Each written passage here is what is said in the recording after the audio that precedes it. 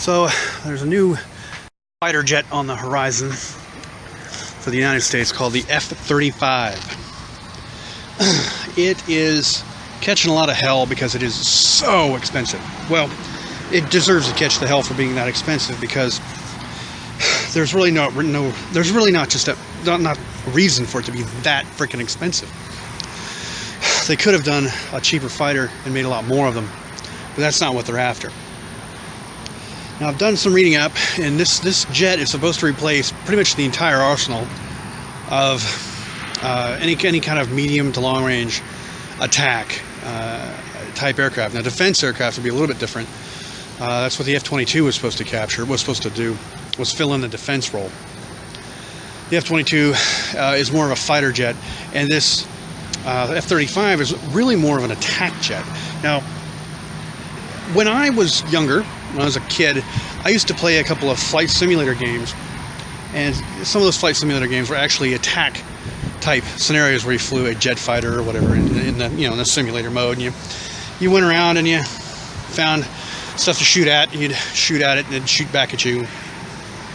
One of the most successful methods of attacking an enemy was to stay low and slow and figure out where they are and fire your weapons remotely and target them from as far away as possible, so you were the least likely to be hit in a defensive manner.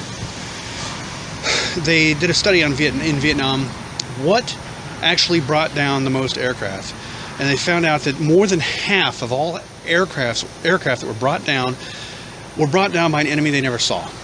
Never saw the enemy. They just got hit and down they went.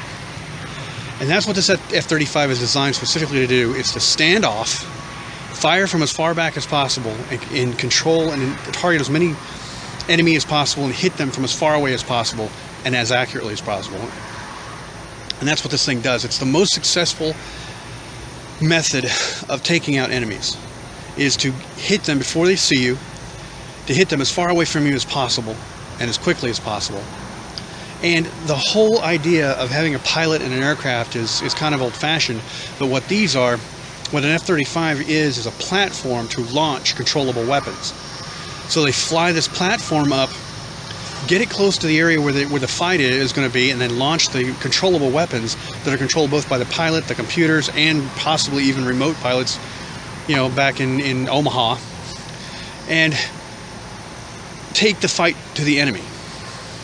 So the only role that I don't really see these things being extremely successful in is things that the A-10 did.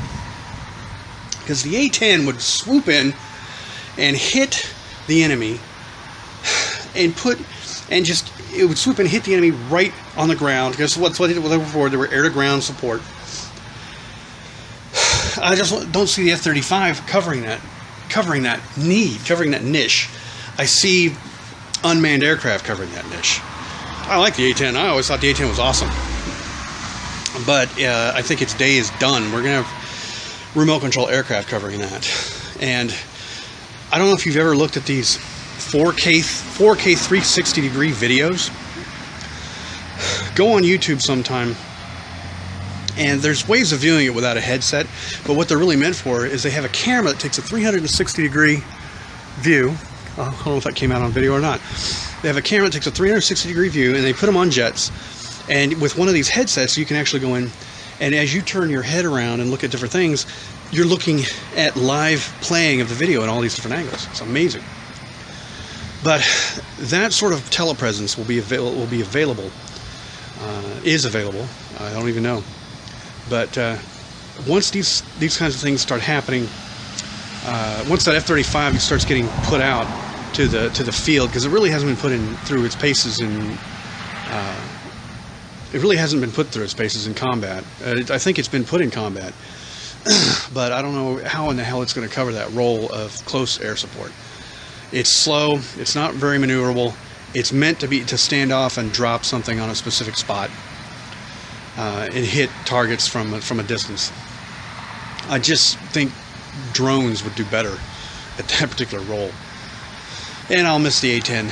A-10, the ugly bastard actually it was Marines. The Air Force are the ones who want to get rid of the A-10.